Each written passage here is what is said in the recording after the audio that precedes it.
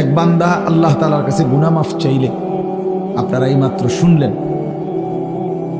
ইবলিসকে আল্লাহ তাআলা চ্যালেঞ্জ ছুড়ে বলছে যে আমিও আমার বান্দাকে, বান্দা যতক্ষণ মাফ চাইতে থাকে, তুই যত ধোকাই দাও, আমি আমার বান্দা মাফ চাইতে থাকলে আমি মাফ করতেই থাকবো।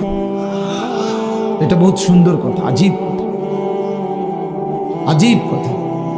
বান্দা যতক্ষণ মাস্তাগফিরুনি, যতক্ষণ বান্দা আমার কাছে মাফ চাইবে, আমি তার কাছে বান্দাকে মাফ করতে থাকবো। এজন্য এক মুমিনের হতাশ হওয়ার কিছু নেই, মুমিন হতাশ হওয়ার কিছু নাই।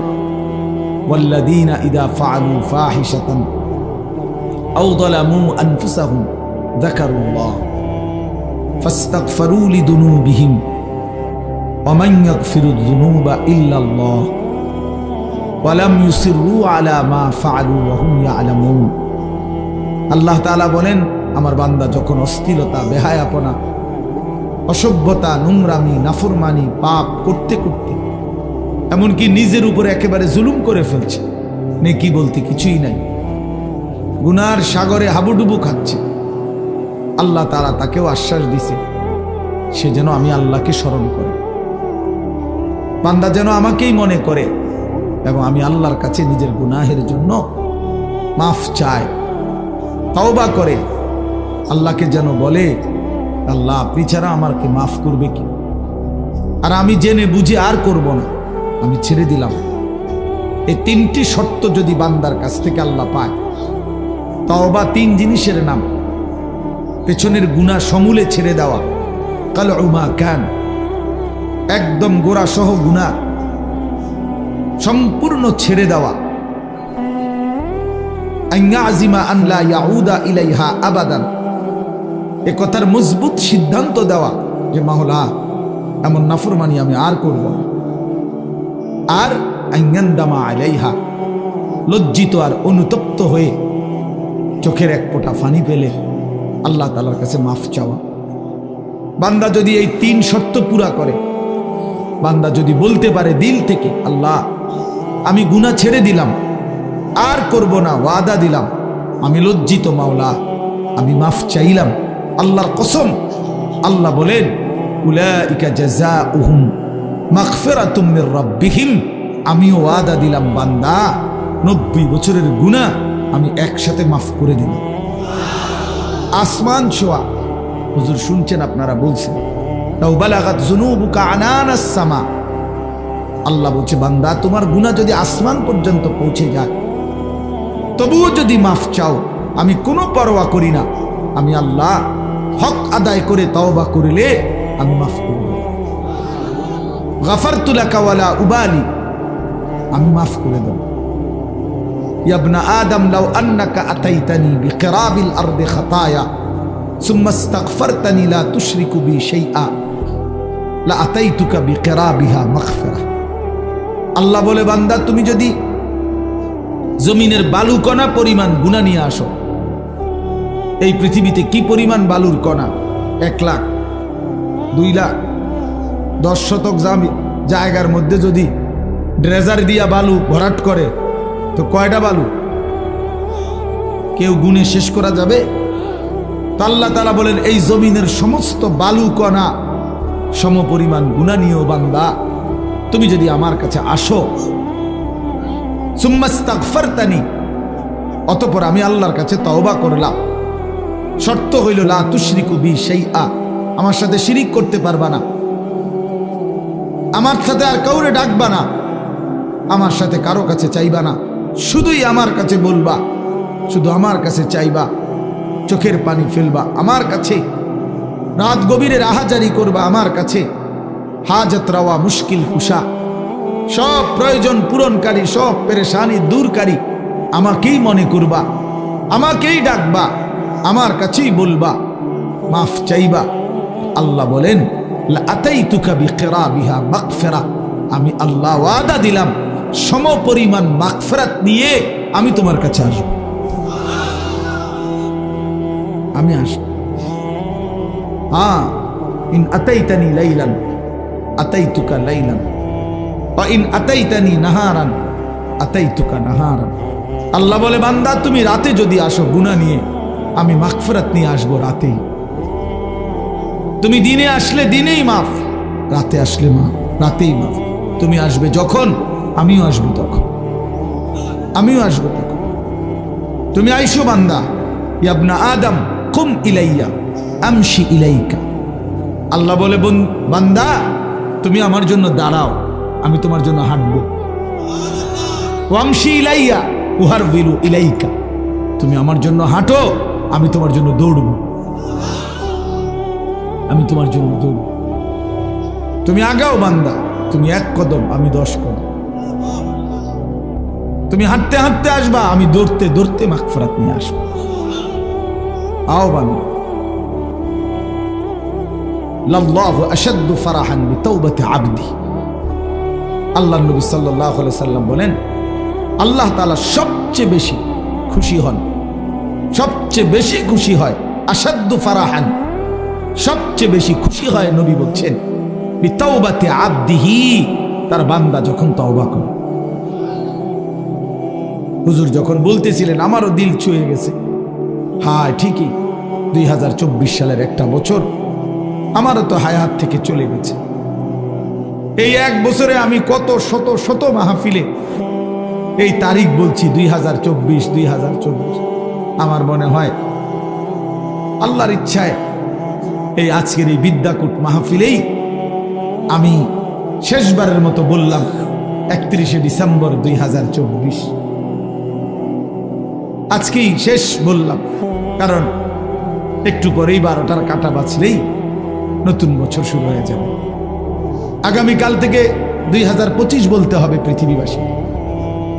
তাহলে এই জন্য বাপ, প্রিয় ভাই, হুজুরের কথার থেকে আমি আবারও বললাম, আমার হযরত এটা অনুরোধ করলেন, নওজোয়ান সাথীরা, কোন রকমের অসভ্যতা, অশ্লীলতা, বেহায়াপনার কোনো অনুমতি নাই।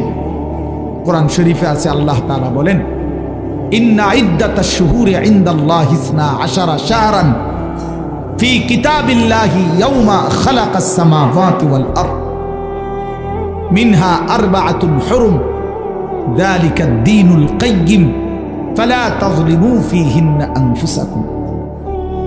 আল্লাহ তাআলা বলে, বান্দা শোনো, একেবারে আমি আল্লাহ আমার তাকদীরে আসমান জমিন সৃষ্টির 50,000 বছর আগে আমি যে তাকদীর লেখাইছি, সেই তাকদীরের মধ্যে আমি আল্লাহ ফয়সালা রেখে দিয়েছি, লিখে দিয়েছি যে এই পৃথিবীতে আসমান জমিন সৃষ্টির সূচনা থেকেই পৃথিবীতে 12 মাসেই হবে পৃথিবীর এই সময়ের হিসাব। এই 12 মাস এটা আমি আল্লাহ নির্ধারণ করেছি। 12 শাহরান আল্লাহর দেওয়া। আল্লাহ এটা বোঝা উচিত আমাদের যে 12 মাস এটা আইলো কোত্থেকে, 12 মাসে 1 বছর এটা হলো কিভাবে? আল্লাহ তাআলা বলেন, এটা আমি আল্লাহ ফয়সালা দিছি। কে ফয়সালা করছেন? কোন দিন থেকে? আসমান জমিন সৃষ্টির শুরু থেকেই চালু রাখছেন, আর সিদ্ধান্ত করে দিছেন তারও আগে তাকদীরের মধ্যে, তাকদীরের। এই জন্য 12 মাসে 1 বছর এটা জাতিসংঘের ফয়সালা না, এটা দুনিয়ার কারো ফয়সালা না, এটা আল্লাহ তাআলার ফয়সালা। আবার আল্লাহ নিজেই বলেন, যালিকাদ দীনুল কাইয়্যিম, এটা অকাট্য বিধান। এটা পৃথিবীতে ইসরাফিলের ফু পর্যন্ত কেউ নাড়াইতে পারবে না, কেউ না, 1 সেকেন্ড কেউ নাড়াইতে পারে না। ইউকাল্লিবুল্লাহুল লাইলা ওয়ান নাহার, আল্লাহ তাআলা বলেন, রাত্র দিন আমি আল্লাহ পরিবর্তন করে থাকি। তাহলে ঘন্টা বদলায় আল্লাহ, মিনিট বদলায় আল্লাহ, সেকেন্ড বদলায় আল্লাহ। ওয়াহুয়াল্লাযী জাআলাল লাইলা ওয়ান নাহারা খিলফাতান, আল্লাহ বলেন, আল্লাহই রাত এবং দিন বানান পর্যায়ক্রমে, একবার রাত একবার দিন, একবার রাত একবার দিন। আল্লাহ বলে, এটা আমি করে থাকি। আল্লাহ বলে, এটা আমি করে থাকি বান্দা। আজকের এই 31শে ডিসেম্বরের রাতটাকে টেনে লম্বা করে আমি যদি কিয়ামত পর্যন্ত রাত বানিয়ে রাখি, কারো ক্ষমতা নাই আমি আল্লাহকে বাদ দিয়ে আগামীকালকের ভোর এনে দিবে, নতুন আলো আনে দিবে, এমন কোনো ক্ষমতা কারো নাই। আছে কি ভাইয়া? কুল আরাআইতুম ইন জাআলাল্লাহু আলাইকুমুল লাইলা সারমাদান ইলা ইয়াউমিল কিয়ামাহ মান ইলাহুন গায়রুল্লাহ ইয়াতিকুম বিদিয়াইন। সরাসরি কোরআনের আয়াত। আল্লাহ বলে, বান্দা বলো না, আমি যদি আজকের রাতকে টেনে লম্বা করে সারমাদান ইলা ইয়াউমিল কিয়ামাহ, কিয়ামত দিবস পর্যন্ত দীর্ঘ করে রাখি, রাত বানিয়ে রাখি, মান ইলাহুন গায়রুল্লাহ, আমি আল্লাহকে বাদ দিয়ে কে আছে তোমার, ইয়াতিকুম বিদিয়াইন, যে আগামী কালকের আলো এনে দিবে, ভোর এনে দিবে, কে আছে কেউ? তাহলে আজকের রাত তো আগামী কালকে পরিবর্তন করবে মহান আল্লাহ। তো সেই আল্লাহর নাফরমানি করা, সেই আল্লাহর অবাধ্যতা করা, এটা কিভাবে একজন বিবেকবান, সুস্থ, স্বাভাবিক, কমপক্ষে শেষ এক ফোঁটা ইমানের রক্ত আছে যার শরীরে, এক পবিত্র মায়ের বুকের দুধ খাইছে যেই মুসলমানের বাচ্চা, সে কিভাবে আল্লাহর দেওয়া রাতে, আল্লাহর দেওয়া দিনে, আল্লাহর দেওয়া বছর, আল্লাহর দেওয়া মাস, আল্লাহর দেওয়া প্রতি সেকেন্ডে সে আল্লাহকে বৃদ্ধাঙ্গুলি দেখায়া আল্লাহর নাফরমানির মাধ্যমে কিভাবে উদযাপন করতে পারে? এটা তো কোনো বিবেকবান ইমানদারের কাজ হইতে পারে না, কোনোভাবেই না, কোনোভাবেই না। এই জন্য 31st নাইট হুজুর যেটা বললেন, এটা স্পষ্ট কথা বাপ, এটা আমাদেরও কথা। নওজোয়ান, তুমি প্রতারিত হইও না, মুসলমানের সন্তান তুমি ধোকা খাইও না। 31st নাইট এই বেঈমানরা শুরু করছে, এই কাফেররা শুরু করছে। আল্লাহর কসম, তাদের তুমি নেটে প্রয়োজনে সার্চ দিয়ে দেখো। এই 31st নাইটের মূল বক্তব্য হলো, খ্রিস্টানদের কাছে দুই মুখী একটা মূর্তি আছে, যে এই মূর্তির দুইটা মুখ, সামনে একটা মুখ, পিছনেরটাও একটা মুখ, এই দুই মুখী, দ্বিমুখী একটা মূর্তি। 31শে ডিসেম্বরের শেষ মিনিটে তারা ওই পিছনের মূর্তির মুখের পিছন দিকে দাঁড়াইয়া বলে, হে মহান দেবতা, বিগত 1 বছরের অপরাধ আমরা অনুতপ্ত মার্জনা করো। আর ঘুরে আইসা আবার পরের মিনিটে, নতুন বছরের প্রথম মিনিটে এই সামনের মুখের কাছে আইসা বলে, আগামী 1 বছর হে মহান দেবতা ভালোভাবে রাখো। এই আল্লাহর কসম, এইটা এই দুইমুখী একটি দেবতার কাছে প্রার্থনা করা, এইটাই হলো 31st নাইট। এইটা এরপরে এইটার মধ্যে অসভ্যতার বাকি রং দিছে। এই গান, বাদ্য, নাচ, গান, জিনা, ব্যভিচার, হোটেল, রেস্তোরাঁ, মদের বার, নারী পুরুষের অবাধ মেলামেশা, উলঙ্গপনা, অসভ্যপনা, এগুলো কোনো কুকুর বিড়াল করতে পারে, কোনো জানোয়ার করতে পারে, কোনো ইমানদারের সন্তান করতে পারে না, কোনো মুসলমানের বাচ্চা এটা করতে পারে না, কোনো ইমানদারের সন্তান এটা করতে পারে না। এ তো বেঈমানের আখলাক, এ তো দুশ্চরিত্র, লম্পট। জিনাখোর কখনো পবিত্র হয় না। হারাম সম্পর্ক, বিবাহ বহির্ভূত ছেলে মেয়ের অবৈধ যেই কোনো রকমের সম্পর্ক, এটা তো জিনা, এটা তো ব্যভিচার, ব্যভিচার, ব্যভিচার, ব্যভিচার। এটা অতএব ব্যভিচারিত, ধিক্কৃত, ব্যভিচারিত, ধিক্কৃত কোন জিনাকার, কোন ব্যভিচারী, কোন লম্পট, কোন চরিত্রহীন, সে তো সভ্য, ভদ্র, শিক্ষিত, চরিত্রবান কোনো হতেই পারে না। এই জন্য 31st নাইট যারা উদ্বোধন করে, উদ্বোধনের নাম করে, উদযাপনের নাম করে নাচে, গায়, ফুর্তি করে, এরা অসভ্য, এরা অসভ্য, এরা অসভ্য, এরা চরিত্রহীন, এরা লম্পট, এরা লম্পট, এরা লম্পট ছাড়া কিচ্ছু না।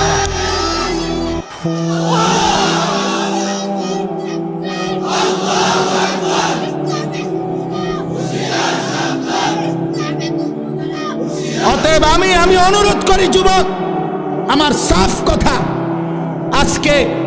আজকে এই বিদ্যাকুটের 10 দিন ব্যাপী ঐতিহাসিক এই তাফসিরুল কোরআন মাহফিল থেকে আমার সমস্ত বুড়া বাপ যারা আছেন, আপনারা বসা থাকবেন, আপনারা বসেন। ওলামায়ে কেরাম যারা বসা আছেন, আপনারাও বসা থাকেন। কিন্তু কিশোর, তরুণ, নওজোয়ান, তোমরা যারা এখানে আছো, তোমরা সব দাঁড়ায়া এই বয়স্ক এবং ওলামাদের সামনে ওয়াদা দাও যে 31st নাইটে আমরা থুতু মারি, থুতু মারি, থুতু মারি, থুতু মারি। দাঁড়াও যুবক, দাঁড়াও নওজোয়ান, দাঁড়াও জওয়ান, দাঁড়াও ইমানদার।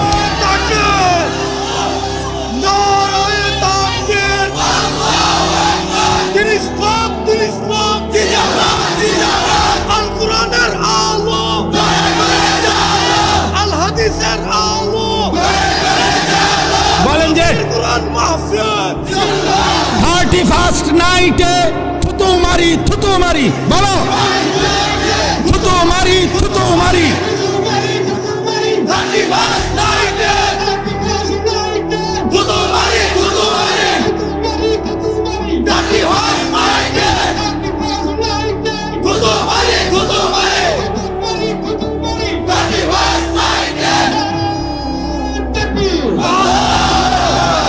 মাশাআল্লাহ, বসো নওজোয়ান, বসো।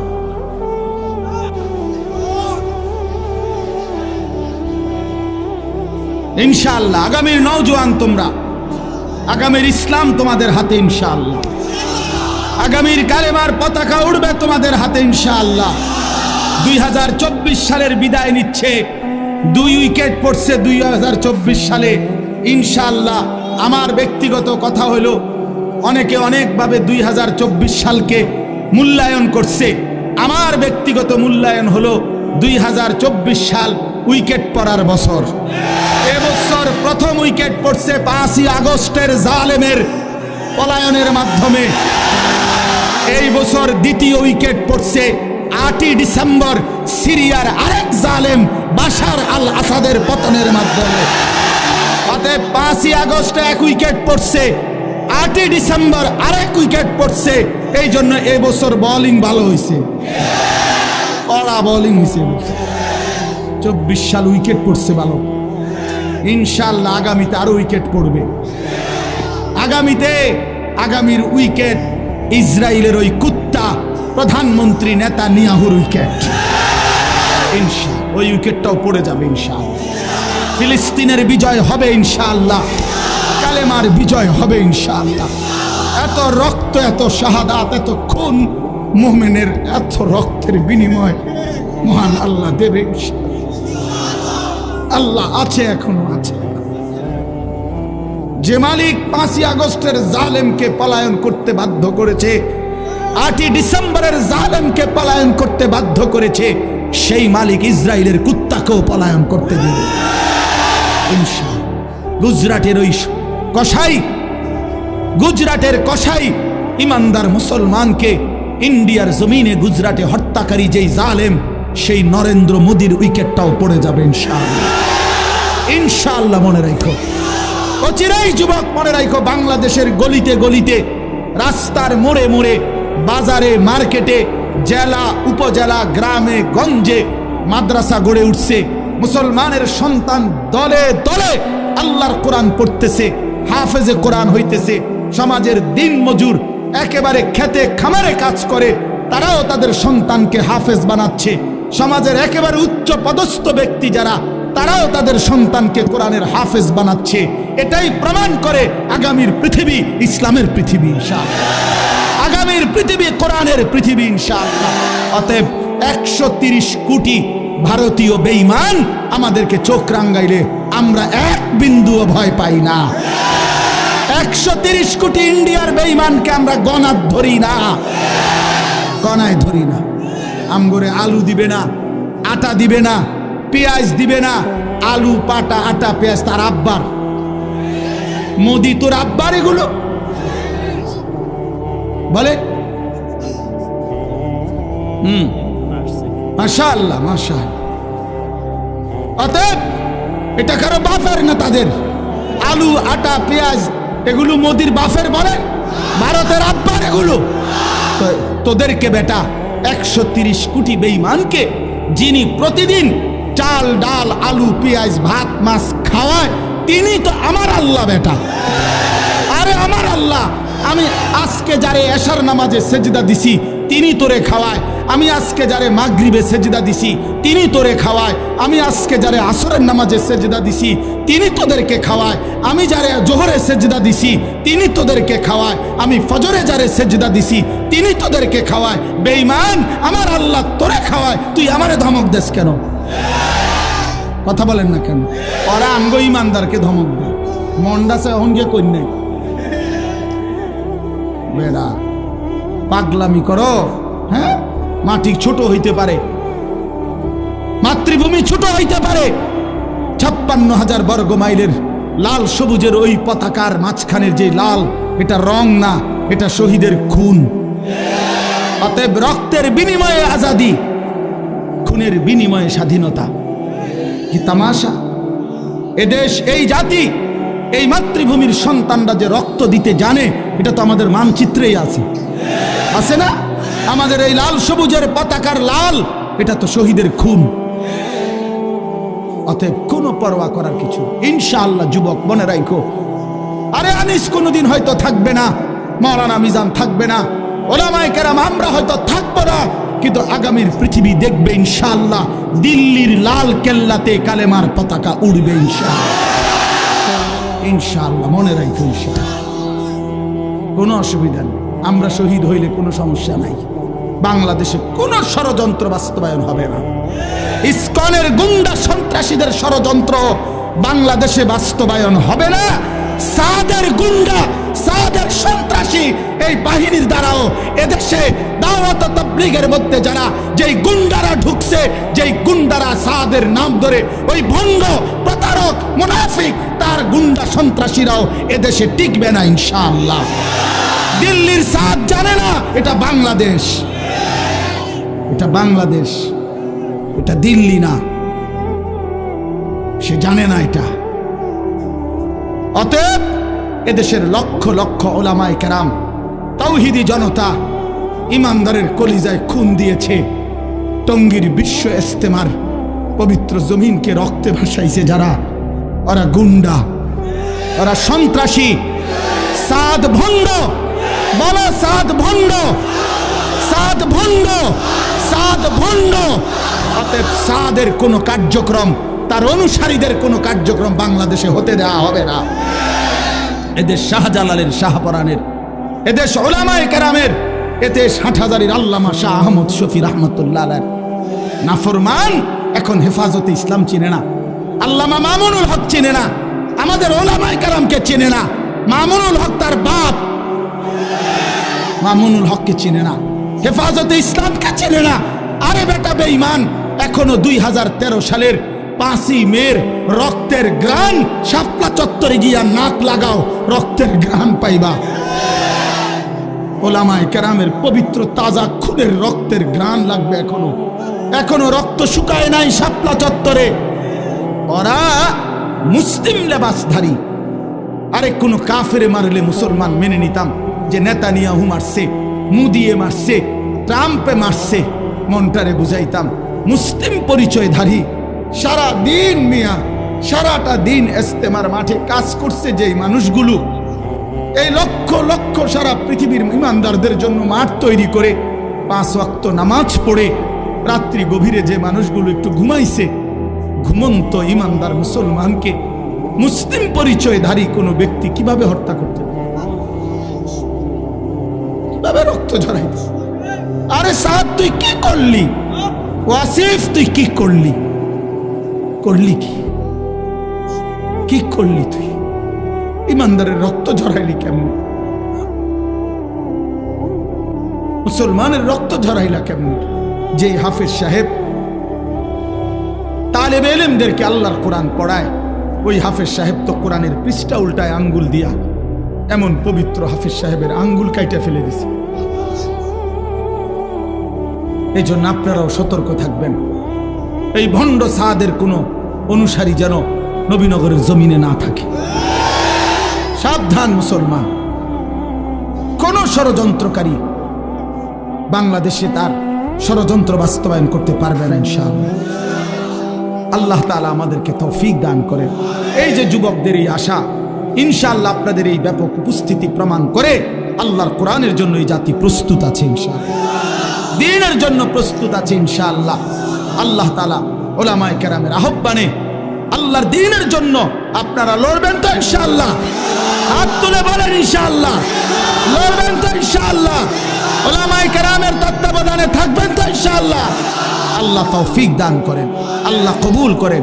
দাওয়াতের কাজ উলামায়ে কেরামের তত্ত্বাবধানে চলবে, তাবলীগের কাজ, তালিমের কাজ, তাজকিয়ার কাজ, জিহাদের কাজ, ইসলামের কাজ, দ্বীনের কাজ উলামায়ে কেরামকে বাদ দিয়ে করা যাবে না। করলে হুঁচট খাবেন, করলে পিছলা খাবেন, করলে ক্ষতিগ্রস্ত হবেন, করলে দুশ্মনের খপ্পরে পড়ে আখিরাত বরবাদ করবেন। যেন অনুরোধ করলাম, অনুরোধ করলাম আল্লাহ তাআলা আমাদেরকে সচ্চা ঈমান দান করেন, আমাদেরকে ঈমানের মজবুতি দান করেন। ভাই বললেন মাশাআল্লাহ, আমার হুজুর বলছেন এতক্ষণ তওবার কথা, ফিরে আসার কথা। তো এক যুবক, এক ভাই যোগাযোগ করছে, সে তার জিন্দেগি পাল্টাইতে চায়। আমি তো হুজুর আলহামদুলিল্লাহ প্রতিনিয়ত অসংখ্য যুবকের চিঠি আমার কাছে আসে, চিঠি দেয়, কাগজে লিখে, মোবাইলে মেসেজ পাঠায়, আমার ঘনিষ্ঠ সাথীদের কাছে জানায়। আলহামদুলিল্লাহ প্রতিদিন বিশ্বাস করেন বাংলাদেশের যুবক ছেলেরা আল্লাহর দিকে ফিরতেছে, গুনাহ ছেড়ে দিচ্ছে ইনশাআল্লাহ। গুনায় মজা নাই, নারীর ছবি দেখতে দেখতে আর সুখ নাই, উলঙ্গ দৃশ্য দেখতে দেখতে আর সুখ নাই। অসংখ্য যুবকের চেহারা, সুরত, শরীর, যৌবন, শারীরিক ক্ষমতা, যৌবনের ক্ষমতা সব নষ্ট করে ফেলছে, সব চরিত্রহীন হইয়া বরবাদ করে দিছে। আজ দুদু অন্ধকার ছাড়া, মরিচিকা ছাড়া আর কিছুই দেখে না। এজন্য যুবক ছেলে তোমাদেরকে বলি, ভাই নষ্ট হইও না, নষ্ট হইও না। 7 জন যুবক হিম্মত করে দাঁড়াইছিল, আসহাবে কাহাফের 7 জন যুবক।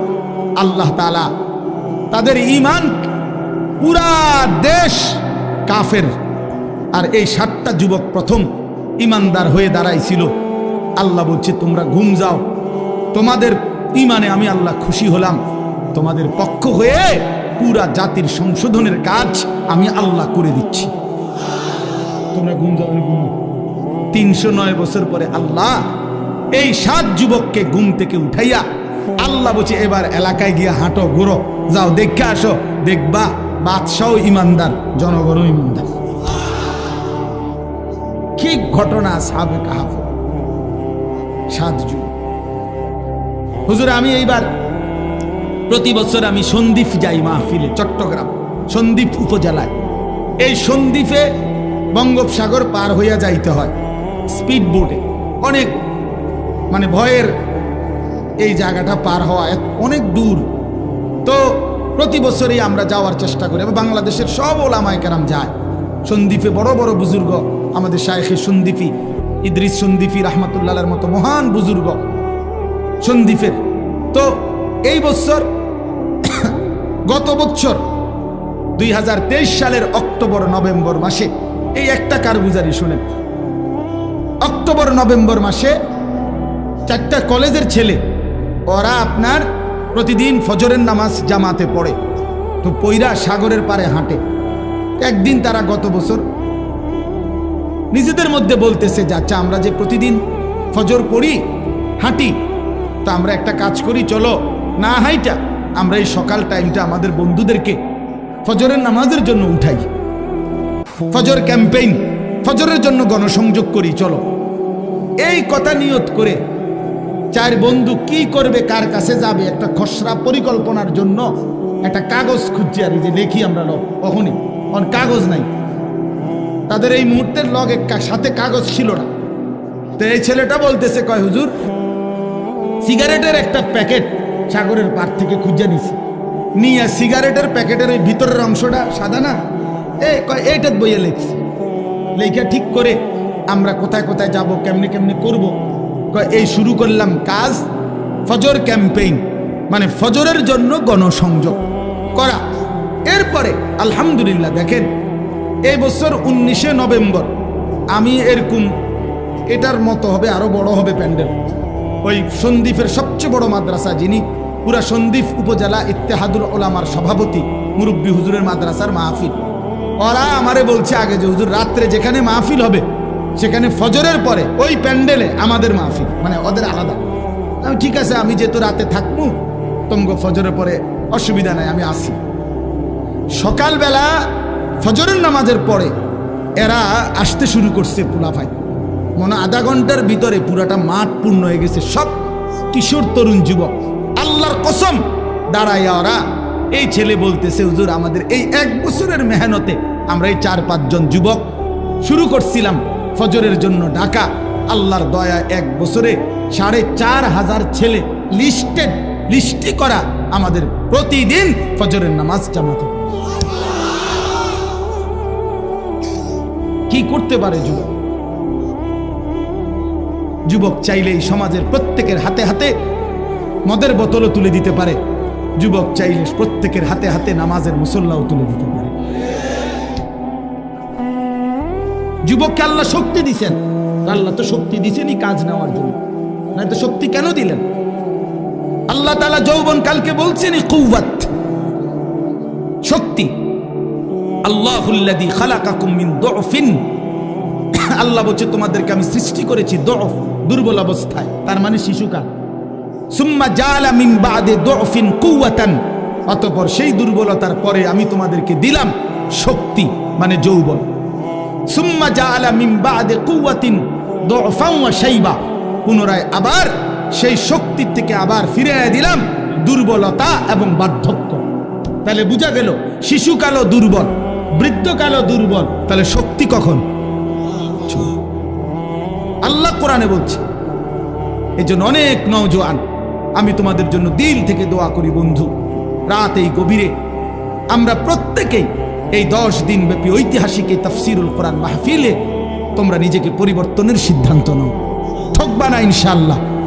আল্লাহকে সেজদা দিয়ে কেউ ঠকে না, প্রিয় নবী সাল্লাল্লাহু আলাইহি সাল্লামকে অনুসরণ করে কেউ ঠকে না। আল্লাহ তাকে দামি বানায় দুনিয়াতেও আখিরাতেও। আখিরাতেও কোনো পাপী, কোনো চরিত্রহীন, কোনো লম্পট, কোনো দুশ্চরিত্র বন্ধু সে মানুষের কাছে ঘৃণিত হয়, ঘৃণিত হয়। তোমরা যারা 5 ওয়াক্ত নামাজ পড়ো না, তোমরা লজ্জিত ঘৃণিতই হবা ভাইয়া। আল্লাহ তাআলা আমাদের সন্তানদেরকে বুঝার তৌফিক দান করেন। আমি শুধু আয়াত পড়ছি, অল্প একটু বলি, তাইলেই আমার কথা শেষ। এই কোরআনুল কারীমের এই সূরার তরজমাটুকু বলি। 30 নম্বর পারা একটা ছোট্ট সূরা আমি পড়ছিলাম, 94 নম্বর সূরা। এটা আমার বলার উদ্দেশ্য আছে, এই পড়ার উদ্দেশ্যটা হইল এটার মধ্যে আমাদের প্রিয় নবী সাল্লাল্লাহু আলাইহি সাল্লামকে সরাসরি আল্লাহ তাআলা সম্বোধন করে নবীজি সাল্লাল্লাহু আলাইহি সাল্লামকে কিছু কথা বলেছেন এবং নবীজির মর্যাদা, সান্ত্বনা, ইজ্জত, আজমত আল্লাহ তাআলা তুলে ধরেছেন। এখানের মূল বিষয়টা হইল প্রিয় নবী সাল্লাল্লাহু আলাইহি সাল্লাম 40 বছর বয়সে তিনি যখন ইসলাম প্রচারের দায়িত্ব পেলেন, আল্লাহ বললেন মানুষকে আল্লাহর দিকে ফিরাবার, তখন একটা মিনিট শুধু চিন্তা করেন যে নবীজি সাল্লাল্লাহু আলাইহি সাল্লাম একটা মিনিট ভাবেন, শুধু 40 বছর বয়সে আল্লাহ পাক যখন ওনাকে দায়িত্ব দিলেন তখন তিনি কোন সমাজে দাঁড়াইলেন। 1 নম্বর কথা হলো আল্লাহ তাআলা তাকে যেই জিম্মাদারি দিলেন, এই দায়িত্ব পালনের জন্য এই মুহূর্তে তার সাথে একজন সহযোগিতাকারী কেউ নাই। প্রথম দিন কল্পনা করেন যে কেউ নাই, উনি একাই। আচ্ছা, 2 নাম্বার, সমাজের ডান দিক থেকে বাম দিকে, উত্তর দিক থেকে পূর্ব, দক্ষিণ দিকে, পূর্ব থেকে পশ্চিম দিকে, অর্থাৎ এই সমাজের নবীর সমাজটা একটা জায়গায় তাকাইলে কোথাও কোনো আলো নাই, কোথাও কি নাই, মানে এই আলো না। ইনসানিয়াত, মনুষ্যত্ব বলতে, মানবতা বলতে কিচ্ছু নেই। আল্লাহ চেনে না, আখিরাত চেনে না, ইবাদত বুঝে না, মৃত্যু কি জানে না, কবর কি বুঝে না, আখিরাত বলতে কিছুই জানে না। পৃথিবীর সমস্ত অপরাধ এক কথায় যা হইতে পারে তার সব কিছু তারা তখন করতেছে, ঠিক কি না? চুরি, ডাকাতি, জিনা, ব্যভিচার, মদ, জুয়া, সুদ, ঘুষ, ধর্ষণ, নির্যাতন, লুণ্ঠন, ছিনতাই, রাহাজানি, মূর্তি পূজা, শিরিক, কুফর, সব কিছু 16 আনা।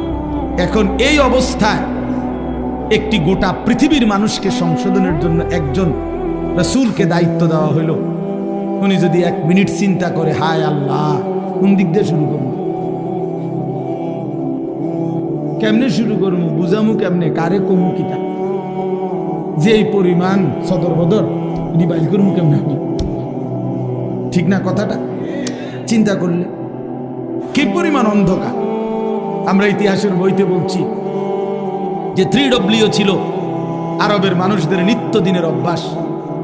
3টা W, ইংরেজি W আর কি, একটা অক্ষর আছে না ইংরেজিতে, একটা হলো ওয়ার মানে যুদ্ধ মারামারি, 2 ওমেন নারী, 3 ওয়াইন মানে মদ। যুদ্ধ, নারী, মদ, এই 3 জিনিস ছিল তাদের নিত্যদিনের কাজ। মারামারি, হানাহানি, মদের আড্ডা, জুয়ার আড্ডা, নারীর আড্ডা, এই ছিল জীবন। আপনি আশ্চর্য হবেন, আমি নিজে পড়ছি, এবং হুজুর মাজা খাসিরাল আলাম বিইনহিতাতিল মুসলিমিন যে বইটা, মুসলিম উম্মার পতনে বিশ্বের কি ক্ষতি হলো, সৈয়দ আবুল হাসান আলী নদভী রাহমাতুল্লাহ লিখিত সেই পৃথিবী বিখ্যাত বই, ওলামায়ে কেরামের অক্ষরে অক্ষরে বর্তমান যুগ চাহিদা অনুপাতে আমি নওজোয়ান আলেম যারা আছেন আপনাদেরকে অনুরোধ করলাম এই বইটা পড়েন, একেবারে লাইনে লাইনে পড়েন। আল্লামা আবু তাহের মিসবাহ দামাত বারাকাতুহুম আদিব সাহেব হুজুর অনুবাদ করছে, এটা পড়েন, ফায়দা হবে। 1450 বছরের ইতিহাস বুঝবেন। তো ওইখানে আছে যে এই জাহিলি সমাজে একটি মতবাদ ছিল, একজন ধর্মগুরু ঘোষণা দিছিল তখনকার সময়ে নবীজির আগমনের পূর্বে 3 জিনিসে কারো কোনো একক মালিকানা নাই, সবার সমান মালিকানা। 3টা জিনিসের মধ্যে, 1 আগুন, আগুন সবার মালিকানা, 2 পানি, 3 নারী। নাউযুবিল্লাহ, কথা বুঝেন নাই? আগুন, পানি, নারী, কারো একক অধিকার নাই। নারী যেখানেই থাকুক, যার কার এটা কোনো কথা নাই, যার যেখানে ইচ্ছা উপভোগ করবে, তার কোনো ব্যক্তি স্বাধীনতা, ব্যক্তি পরিচয় বলতে কিছু নেই। এত জঘন্য ছিল সমাজ, এত নিকৃষ্ট ছিল সমাজ। সেই সমাজটাকে পরিবর্তন করার জন্য আল্লাহ তাআলা নবী সাল্লাল্লাহু আলাইহি সাল্লামকে বলছেন। আপনি চিন্তা করে দেখেন কত বড় ভারী দায়িত্ব। আমার যদি বলে যে এই বাংলাদেশের অথবা আমার ইউনিয়নের সবডি মদখোর, ফুট্টাখোর, বাবাখোর, ডাইলখোর, ইয়াবাখোর, এগুলারে ঠিক করা, তো আমার জান শেষ। এরপরে তো সুদখোর, ঘুষখোর রয়েছে আলাদাই, বাকি সিটার বাটফার তো আলাদাই আছে। শুধু বাবাখোর ঠিক করতে গেলে তো আমি দাদা করে আমার হায়াত শেষ হয়ে যাবে। তাইলে রাসূলুল্লাহ কথাটা খেয়ে আমি একবারে বললে ফেলবো অর্থ, শুধু প্রেক্ষাপটটা বলতেছি। নবী সাল্লাল্লাহু আলাইহি সাল্লামকে তাইলে আল্লাহ তাআলা কত বড় ভারী জিম্মাদারি দিয়েছে। শুধু আরব না, নবীজি শুধু আরবে না, গোটা পৃথিবীর সংশোধন। আল্লাহু আকবার, গোটা পৃথিবীর সংশোধনের দায়িত্ব আল্লাহ দিয়েছেন। আচ্ছা, এই তো একটা বিষয়, তাহলে কাজটা অনেক ভারী ছিল কিনা, যথেষ্ট পেরেশানির বিষয় ছিল কিনা? আহা, কি হবে, মনে হয় যেন একটা মহাসাগরের মাঝখানে উনারে দাঁড় করাই দিচ্ছে যে এইবার আপনি এই সাগর পাড়ি দেন। আচ্ছা, কিভাবে? নৌকা নাই, বাহন নাই, জাহাজ নাই, অর্থাৎ কেউ নাই, মনে হয় যেন এরকম ভাবে। আচ্ছা, 2 নাম্বার, একে তো দায়িত্ব দিছে, কঠিন দায়িত্ব বোঝা। এবার আল্লাহ তাআলা বলছেন আরেকটা কথা, ফাস্তাকিম কামা উমিরতা।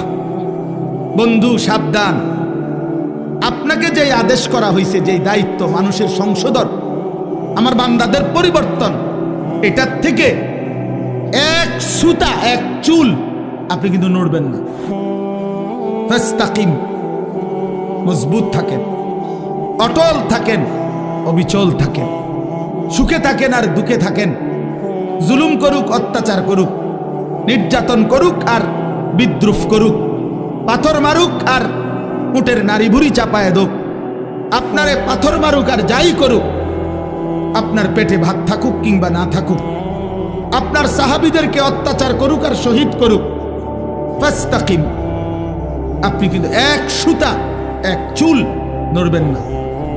আপনার কাজ, আপনার দায়িত্ব, আপনার জিম্মাদারি আপনি আদায় করবেন। তাহলে এবার দুইটা বিষয়, এক, দায়িত্বটা অনেক ভারী, আবার বলছে বাদ দন যাইতো না, ছাড়ন যাইতো না। বিষয়টা কেমন কঠিন হয়ে গেল, কঠিন হয়ে গেল কিনা? রাসূলুল্লাহ সাল্লাল্লাহু আলাইহি সাল্লাম এই পেরেশানি, চিন্তা, উম্মতের ফিকির, সংশোধনের ফিকির, মানুষকে আল্লাহর দিকে ফিরাবার ফিকির, নবীজির অবস্থা হয়েছে যেন এমন যে কোমর বাঁকা যাইতেছে, অর্থাৎ টেনশনে, আহা আমি কি করব, কিভাবে করব? তো আল্লাহ তাআলা বলেন, বন্ধু এই সব কিছুর মোকাবেলায় আপনি শুধু এবার শুনেন, যার আল্লাহ আছে তার তো সবই আছে, তার সবই তো আছে। তো আমি সব ব্যবস্থা করতেছি, আপনারা দায়িত্ব দিয়া, আমি তো আজার না, আমি আপনার জন্য সিস্টেম করতেছি, সবটা আমি সিস্টেম করে দেব। আপনি শুধু মজবুত থাকেন, আপনি শুধু কাজে নামেন, বাকিটা আমি দেখব। তো রাসূলুল্লাহ সাল্লাল্লাহু আলাইহি সাল্লাম সিদ্ধান্ত নিলেন কাজে নামবেন, আল্লাহর দ্বীন প্রচার করবেন মজবুতির সাথে। তো আল্লাহ তাআলা বলেন, এবার আমার কুদরতি ব্যবস্থাপনা আপনার জন্য শুনেন। এক, আলাম নাশরাহ লাকা সাদরাক, আমি আল্লাহ প্রথম আপনার দিল, আপনার কলিজার ভিতরে ইলম, হিকমত, আখলাক, হিম্মত, ইস্তেকামত, শুজাআত, বীরত্ব, যা দরকার আল্লাহর দ্বীন পৃথিবীর শেষ প্রান্ত পর্যন্ত পৌঁছাবার জন্য, তার সবটা আমি আল্লাহই আপনার সিনাতে দিয়ে দিলাম। এবার নবী মক্কার কুরাইশদের সামনে, হাদিসে আছে, একদিন ঘোষণা দিছে যে মক্কাবাসী, আসমানের সূর্য আমার যদি হাতে দাও, চাঁদটাও যদি আমার হাতে এনে দাও, আর আমারে যদি বলো কালেমার দাওয়াত ছেড়ে দিতে, আল্লাহর কসম মুহাম্মদ এক সেকেন্ড আল্লাহর দ্বীনের দাওয়াত ছাড়বে না। এই কলিজার মধ্যে আল্লাহ এমন ঈমান আছে, ওয়াল্লাহি লা ওয়াদাতুমুশ শামসা ফি ইয়ামিনি ওয়াল কামারা ফি ইয়াসারি ওয়া আমারতুম আন আতরুকা হাযিহি দাওয়া লান আতরুকাহা হাত্তা উনাফিজাহা আও আমুতা ইলাল্লাহ। হয় জমিনে কালেমা বাস্তবায়ন হবে, নয় আমি শহীদ হয়ে আল্লাহর কাছে ফিরে যাব, কিন্তু মাঝখানে কোনো কম্প্রোমাইজ নেই, মাঝখানে কোনো কিছু নেই, এইরকম মজবুত। তাহলে আল্লাহ তাআলা বলেন, বন্ধু আপনার সিনার মধ্যে যা দরকার ইসলামের জন্য, দ্বীন প্রচারের জন্য, কালেমার প্রচারের জন্য, সমস্ত কিছুর মোকাবেলায় আমি আল্লাহ তা পূর্ণ দিয়ে দিয়েছি।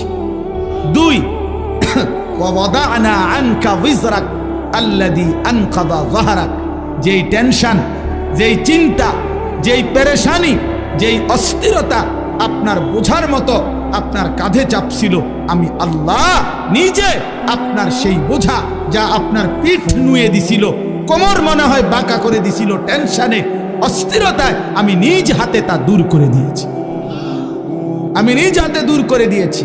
আপনি শুরু করছেন, আমি আল্লাহ একজন একজন করে আপনার পক্ষে ইমানদার আনতে থাকছি। প্রতিটা সাহাবী যারা আপনার হাতে কালেমা পড়ছে, এ তো আমি আসমানের ফয়সালা। উলাইকাল্লাযীনা ইমতাহানাল্লাহু কুলুবাহুম লিত-তাকওয়া, আমি পরীক্ষা করে করে সাহাবী পাঠাইছি, অতএব আপনার বোঝা আমি আল্লাহই হালকা করে দিয়েছি। এরপরে আল্লাহ বলেন, আরো অনেক ব্যাখ্যা আছে, আমি শুধু সংক্ষেপে বললাম। এরপরে আল্লাহ বলেন, 3 নাম্বার ব্যবস্থাপনা হইল, আপনারে ওরা বিদ্রুপ করে। এই মানুষগুলো আপনারে কখনো বলে পাগল, কখনো বলে কবি শায়ের, কখনো বলে আপনি আবলাহ, নির্বোধ, আপনাকে জাদুকর বলে, বিভিন্ন কিছু জুলুম অত্যাচার করে, আপনারে বিদ্রুপ করে, আপনাকে লজ্জিত লাঞ্ছিত করে। আল্লাহ বলে, বন্ধু ঘাবড়াবেন না, ওয়ারাফা'না লাকা যিকরাক, গোটা মাখলুকাতের উপরে আমি আল্লাহ আমার পরে আপনার মর্যাদা সবকিছুর ঊর্ধ্বে তুলে দিয়েছি। বাদাস খুদা বুজুর্গ তুই কিসসায়ে মুখতাসার, আমি আল্লাহর পরে আপনার মর্যাদা সমস্ত সৃষ্টির উপরে।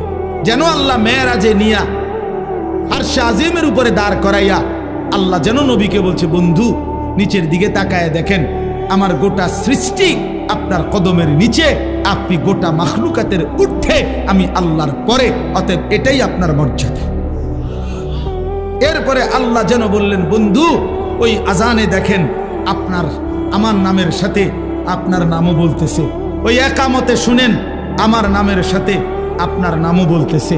ওই নামাজে শুনেন, ওই দেখেন আমার বান্দা বসে বসে আত্তাহিয়াতু পড়ছে, একটু পরেই খেয়াল করবেন আল্লাহুম্মা সাল্লি আলা মুহাম্মদ, আপনার নামও নিতেছে। ও কবরের দিকে তাকায় দেখেন মুনকার নাকির প্রশ্ন করতেছে আমার বান্দাকে, আমার নামও নিছে, আপনার কথাও জিজ্ঞাসা। দেখেন দেখেন দেখেন আপনার কথাও জিজ্ঞাসা করছে। হাসরের ময়দানেও শুনবেন আপনার নাম, জান্নাতেও শুনবেন আপনার নাম। ইদা দুকিরতু যুকিরতা মাই, আমি আলোচিত হলে আপনিও আলোচিত হবেন। আমি আছি তো আপনি বন্ধু আছেন। আমার ইজ্জত সম্মান থাকবে তো আপনার সম্মানও থাকবে। মোহাম্মদ হামেদে হামদে খুদা বাস, খুদা মদহে আফরি মুস্তাফা বাস।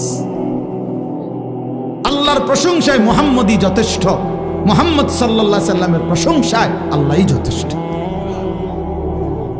এরপরে আল্লাহ বলেন ফা ইন্না মাআল উসরি ইউসরা, ইন্না মাআল উসরি ইউসরা।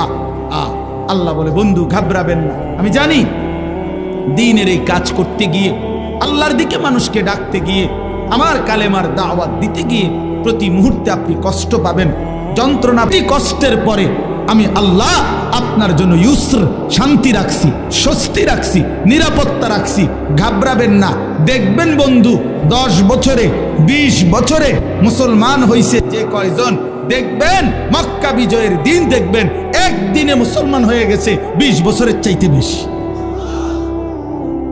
তার মানে আপনি অল্প সময় মেহনত চালায়া যান, একটা সময় দেখবেন আপনার ওয়ারাআইতান নাসা ফি দীনিল্লাহি আফওয়াজা, দলে দলে কাতারে কাতারে লোকেরা আল্লাহর দ্বীনের দিকে, ঈমানের দিকে, ইসলামের দিকে আসতেছে।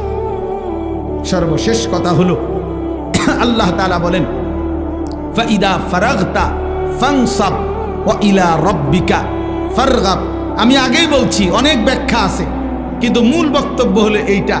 এই কথার দ্বারা শেষ। আল্লাহ বলছে বন্ধু, আল্লাহ আদর করতে বলছে, যেটা আমার হুজুরও বলতে চাইছিলেন। সারাদিন আপনি মানুষকে কালেমার দাওয়াত দিছেন, তাবলীগ করেছেন, ইমামত করেছেন, সাহাবায়ে কেরামকে তালিম দিয়েছেন, জিহাদের কাজ করেছেন, সারাদিন ব্যস্ত ছিলেন মানুষকে নিয়ে। আপনার পক্ষেও কেউ ছিল, আপনার বিরুদ্ধেও বহুজনের ষড়যন্ত্র ছিল।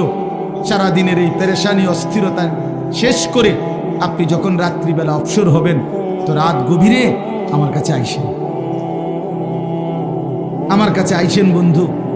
একাকী তাহাজ্জুদের সেজদায়, তাহাজ্জুদের মুসল্লায় আইসেন। আমি আপনার আদর করে হাত বুলায়া সারাদিনের ক্লান্তি মুছে দেব। ইদা ফারাগতা ফানসাব ওয়া ইলা রাব্বিকা ফারগাব। রাত গভীরে আইসেন আমার কাছে, আমি আদর করে দেব, আমি ধুয়ে মুছে আপনার ক্লান্তি দূর করে দেব, আমি আপনারে সোহাগ করব। আমি বন্ধু আপনার ইজ্জত, মর্যাদা, সম্মান, সান্ত্বনা আপনাকে দিতেই থাকব। ওয়ালাকাদ না'লামু আন্নাকা ইয়াযীকু সাদরুকা বিমা ইয়াকুলুন ফাসাব্বিহ বিহামদি রাব্বিকা ওয়া কুম মিনাস সাজিদিন। আল্লাহ বলে বন্ধু জানি আমি লোকেদের মন্দ কথা শুনে আপনার মনটার মধ্যে কষ্ট লাগে, তবে যখনই আপনার মনে কষ্ট লাগে আপনি আমার তাসবিহ পড়েন, আমারে সেজদা দিয়েন, আমি আল্লাহ আপনার দিল শান্ত করে দেব। এজন্য রাত গভীরে আবারও ওই কথা আমার হুজুর বলছেন আপনাদের কাছে, শেষ রাত্রের আমল, শেষ রাত্রের কান্না, শেষ রাত্রের রোনা জারি বান্দাকে যেন আল্লাহ তাআলা একান্তই নিজের করে নেয়। নিজের আল্লাহ যেন বলে বান্দা তুমি একদমই একা, আমি আল্লাহ তোমার সামনে। বলো বান্দা তোমার যা কিছু মনের যত কষ্ট, দুঃখ, বেদনা, যা চাওয়া রাতের অন্ধকারে আমাকে বলো, আমি সব দেব, সব দেব, সব। এই জন্য নবীকে আল্লাহ বলছে বন্ধু সারাদিনের মেহনত থেকে যখন অবসর হবেন ফানসাব, এবার আপনি আলাদা রাত্রিবেলা পরিশ্রম করবেন, ইবাদত, দোয়া, জিকির, তেলাওয়াত, তাহাজ্জুদ, কান্নাকাটির জন্য আমার দিকে ফিরবেন। আমি আল্লাহ আপনার সমস্ত ক্লান্তি, পেরেশানি, দুঃখ দূর করে দেব। এজন্য শেষ একটা কথা বলি, তায়েফের ময়দান থেকে নবীজি সাল্লাল্লাহু আলাইহি সাল্লাম যখন রক্তাক্ত হয়ে ফিরে আসছিলেন, তখন যেই রাত্রিবেলা যেই আঙ্গুর খেজুরের বাগানে নবী আশ্রয় নিছিলেন, তো সেদিন রাত্রে রক্ত মাখা শরীর নিয়ে আল্লাহর নবী রাত গভীরে একটা লম্বা দোয়া করছিলেন। হাদিসে এই দোয়াটা আছে, লম্বা দোয়া। নবীজি সারাটা শরীর রক্তাক্ত, পায়ের জুতার সাথে লেগে গেছে জমাট রক্ত। এই অবস্থায় রাত্রি অন্ধকারে নবী গভীর রজনীতে আল্লাহ তাআলার কাছে লম্বা দোয়া করছিলেন চোখের পানি ফেলে। ওইখানে একটা কথা নবীজি সাল্লাল্লাহু আলাইহি সাল্লাম বলছিলেন যে আল্লাহ, আপনি আমারে ইলা মান তাকিলনি, এই মাওলা আপনি আমারে কার কাছে পাঠাইলেন? কার কাছে পাঠাইলেন? ইলা বাঈদিন ইয়াতাজাহামুনি, আপনি বুঝি আমারে এমন দূরের অপরিচিত মানুষের কাছে পাঠাইলেন যারা আমারে, আমি তাদেরকে আপনার দিকে ডাকলাম, তারা আমারে এভাবে পাথর মারলো। কোন নবীকে বুঝি মানুষ এভাবে মারে? কল্যাণকামীকে মানুষ বুঝি এভাবে মারে? আম ইলা আদুবিন মাল্লাকতাহু আমরি, নাকি আপনি আমার এমন কোন দুশমনের কাছে পাঠাইলেন যার উপরে আমার কোনো ক্ষমতাই ছিল না? আপনি আমারে কার কাছে পাঠাইলেন? কিন্তু এই মনের আবেগ এগুলো বইলা এই একটা কথা হুজুর বলছে নবীজি, এটাই আমাদের শেষ কথা। আমার নবীজি তখন বলছে, আল্লাহ যা বলছি তা তো মনের কষ্টে বলছি, কিন্তু শেষ কথা হলো মাওলা ইন লাম তাকুন আলাইয়া গাদাবুন ফালা উবালি, শুধু রাত গভীরে বলেন আপনি যদি আমার উপরে নারাজ না হন, আপনি যদি আমার উপরে রাগ না করেন, আপনি যদি খুশি থাকেন, ফালা উবালি, আমি কোনো পরোয়া করি না, আমি কোনো পরোয়া করি না। এই পাথরের আঘাত সয়ে গেলাম, শুধু আপনি বলেন আপনি আমার উপরে রাজি কিনা।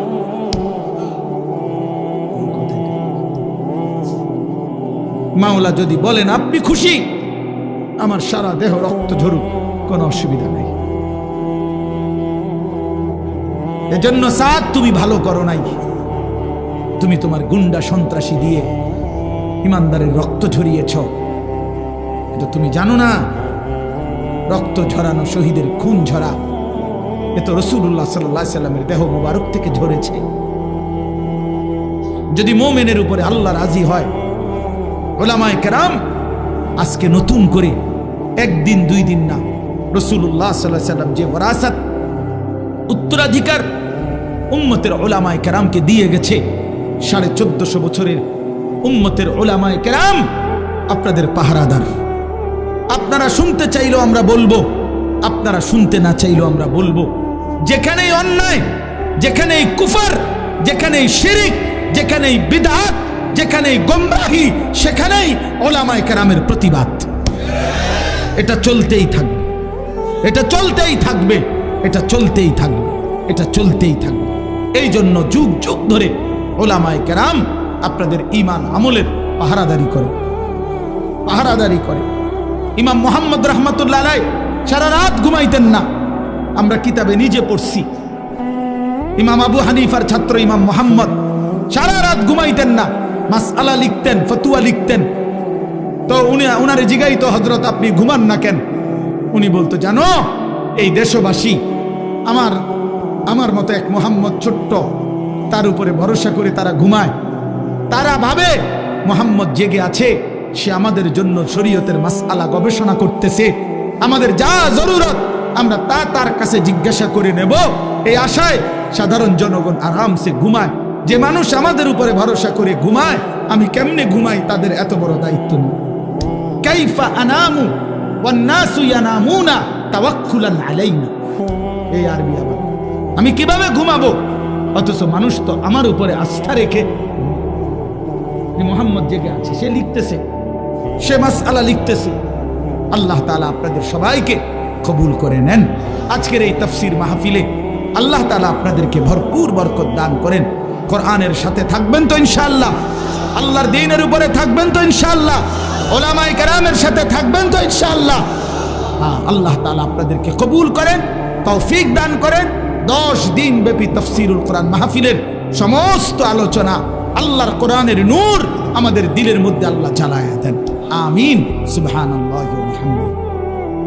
আল্লাহর জন্যই জমা হওয়ার তৌফিক দান করেছেন, এজন্য আমরা সকলেই বলি আলহামদুলিল্লাহ। মুআজ্জাজ মুহতারাম হাজিরিন, এতক্ষণ পর্যন্ত যিনি নসিহত পেশ করেছেন তিনি আমার সরাসরি উস্তাদ। আপনারা শুনছেন হুজুরের কাছে। ছোটবেলায় দারুল আরকাম মাদ্রাসা যখন প্রথম যে বছর শুরু হয়েছে, আমি সেই বছরেরই ছাত্র। একদম প্রথম বেস আমাদেরকে দিয়েই হুজুর মাদ্রাসা, মেড্ডা পীর বাড়ি হুজুরের পুরান বাড়ি ছিল, ওই বাড়ির পাশে একটা মসজিদ ছিল। মসজিদে আমাদেরও ওস্তাদ মৌলানা উসমান গনি সাহেব, ওনার বাড়ি হলো বেড়তলা, আমরা বেড়তলার হুজুর বলতাম। উনি ছিলেন ওই মসজিদের ইমাম। ওই মসজিদের ইমাম সাহেবের একটা ছোট কামরা হুজরা ছিল, মক্তবের মতো। ওই ঘরেই প্রথম এই দারুল আরকাম মাদ্রাসার পড়ালেখার কার্যক্রম শুরু হয়েছে। আমি ওই কামরার ছাত্র। আলহামদুলিল্লাহ। এরপরে আমরা এক বছর পরে ঘাটুরা 1 নম্বর গ্যাস ফিল্ডের পাশে, একদম গ্যাস ফিল্ডের সাথেই লাগা একটা বাড়ি হুজুর ভাড়া করছিলেন। ওই ভাড়া বাড়িতে ছিলাম 1-1.5 বছর। এরপরে আমরা সেখান থেকে এখন যেই পুলিশ লাইনের সামনে যে দারুল আরকাম মাদ্রাসা, ওইখানে আমরা আসছিলাম নিজস্ব জায়গায়। সেখানে প্রথম টিনের ঘর, এর মাধ্যমে আমরা পড়ালেখা শুরু করছিলাম। আর এখন যেই পুরান মসজিদ দারুল আরকাম, ওই মসজিদের অনেক কাজ আমরা করছিলাম নিজেরা। ছাদ ডালাইয়ের এক অংশ আমরা কাজ করছিলাম ছাত্ররা। অনেক স্মৃতি আছে জীবনের। আলহামদুলিল্লাহ, প্রিয় ওস্তাদ সেই ছোটবেলায় অনেক আদর করতেন, অনেক দোয়া করতেন। কাতার থেকে বড় বড় শায়েখ আসতো তখন দারুল আরকামে। আমরা ছোটবেলায় আরবিতে বক্তব্য দিতাম, কলম হাদিয়া দিত আমাদেরকে শায়েখরা, খুব খুশি লাগত। তো আলহামদুলিল্লাহ, সারাটা জীবন হুজুরকে সেই ছোটবেলা থেকেই দেখছি। মানুষের ফিকিরে,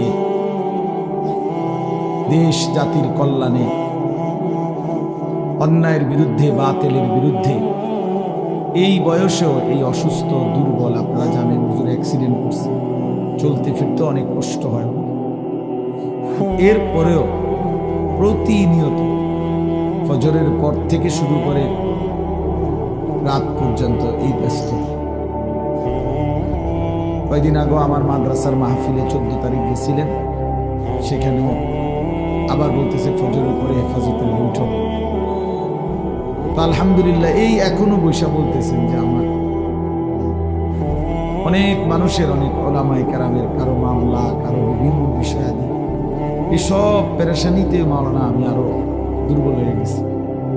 অসংখ্য অগণিত সারা বাংলাদেশের আলেম ওলামা, ইসলাম প্রিয় জনতা, ইসলামী অসংখ্য ইস্যু, বিভিন্ন বিষয়ে সব কিছু উনি যেহেতু হেফাজতে ইসলাম বাংলাদেশের মহাসচিব, তার কাঁধে এই পরিমাণ পেরেশানি নিয়ে আল্লাহ তাআলা হুজুরকে এখনো এতটুকু রাখছেন, এটা আমাদের জন্য অনেক বড় হিসাব। আল্লাহ তাআলা হযরতকে আফিয়তের সাথে হায়াতে তয়্যিবা দান করেন। এমন একটা বটবৃক্ষ, এমন একটা ছায়া আমাদের দরকার।